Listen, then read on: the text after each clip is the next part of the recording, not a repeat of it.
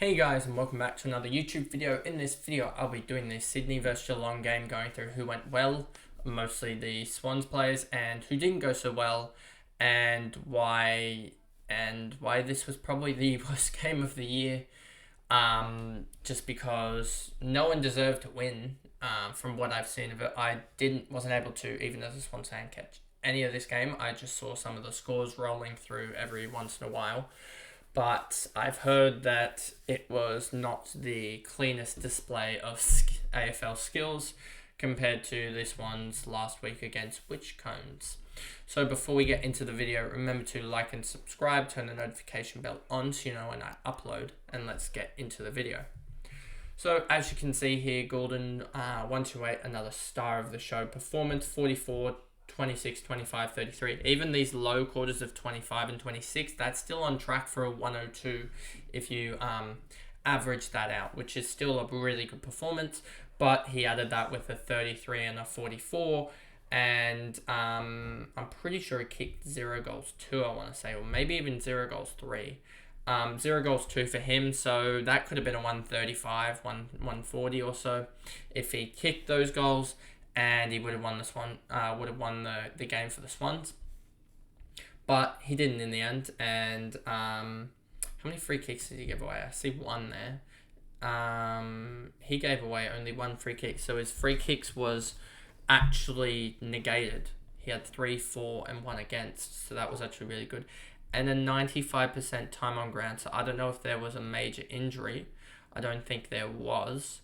There wasn't a major injury, so that shows that he has a lot in the tank if he can go 95% time on ground. I'm not exactly sure if he covered more ground per se or less, and that was the real reason, but to have a 95 time on ground when his next highest is, from what I see here, a 90 and then 88, etc., 89, 88, he's spending another 6 or so minutes on the ground.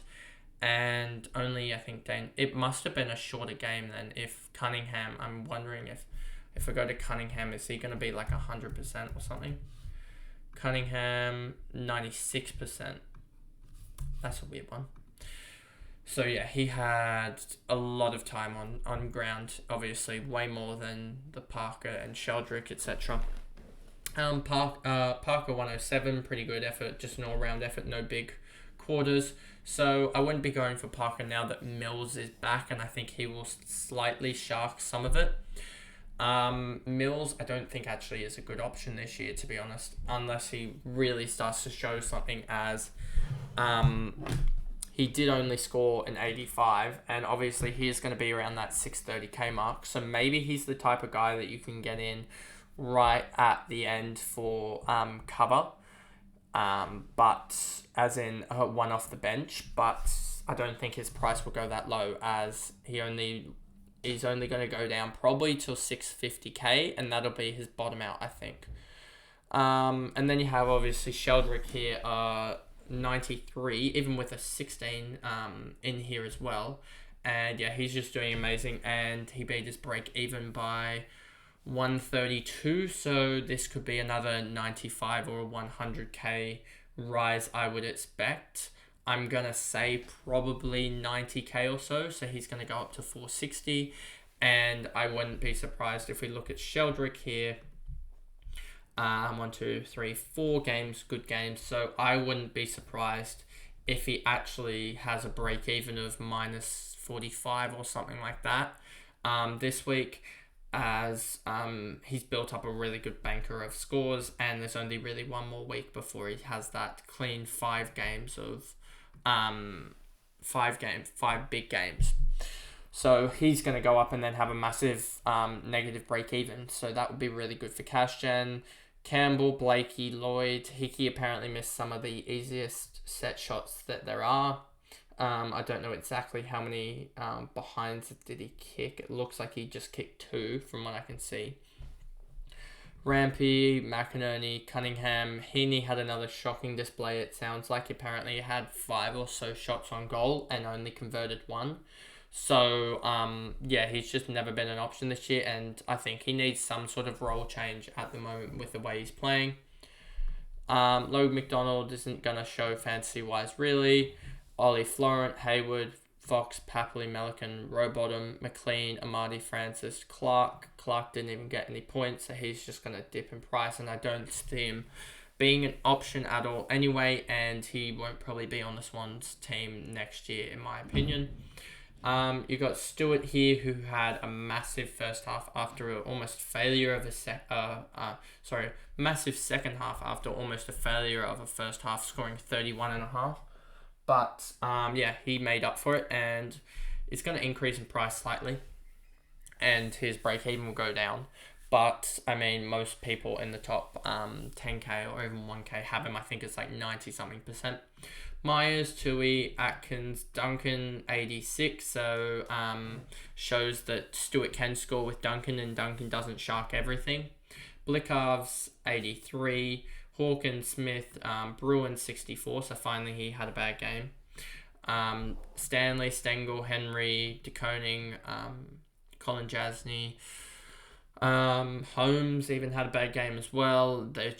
Geelong is just not reliable full start, basically. They barely have any rookies that play. They don't play a fancy friendly style of play, and they all end up around that 50 or 60 range. But in essence, if we look here, obviously Clark and Bowes were the subs, so they came on at different times. But Francis scored more than Buse, Amadi more than Radaglia, McLean, Rowbottom can be said as well, Melican, Papley, Fox, Hayward as well. These guys are all scoring more than their counterparts, other than Blakey. Blickoff scored more than Blakey, Campbell scored less than Duncan, Mills scored less than Aikens, Sheldrick with Tui, and then so they had like 4 or 5 guys score more than the Swans in that direct fifth highest or whatever you want to call it. But other than that, they just do not play a fancy friendly style of game, and that's why they were 200 fantasy points below the Swans.